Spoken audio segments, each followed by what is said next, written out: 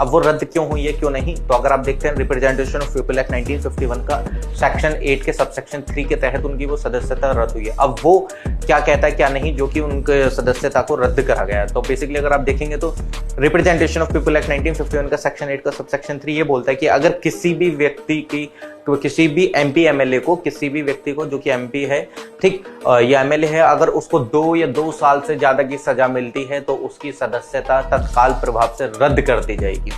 अब वो चीज चलो ठीक है, तो उसका यूज करते हुए राहुल गांधी जी की सदस्यता को रद्द कर देगा।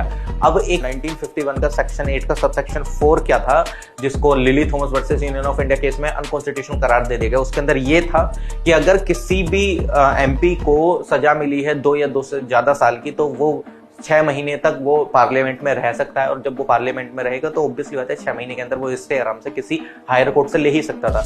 तो lily Thomas versus union of India का केस हुआ, उसमें आरपीए 1951 के सेक्शन 8 के सबसेक्शन 4 को नल एंड वॉइड करार दिया गया। वो क्यों करार दिया गया? सुप्रीम कोर्ट ने ये पाया कि बेसिकली अगर आप देखेंगे तो अगर किसी भी एमपी को सजा मिली है 2 या 2 से ज्यादा साल की और वो 6 महीने तक तब भी वो एमपी की पोजीशन पे बैठता हुआ आपको नजर आ रहा है और 6 महीने का उसको टाइम मिला हो, तो ये मतलब 6 महीने के अंदर तो आसानी से किसी को भी स्टे ऑर्डर मिल ही सकता है, तो वो तो फिर सर्विंग ही रहेगा ना। तो उस चीज का क्या ही फायदा पड़ा कि अगर उसको सजा भी हुई है वो तब भी एमपी बना हुआ है, तो उसको नल एंड वॉइड करार देके उसको कैंसिल आउट कर दिया गया। तो अब जो राहुल गांधी जी की सदस्यता थी वो आरपीए 1951 के 8 के सेक्शन 3 के तहत हटा दी गई थी।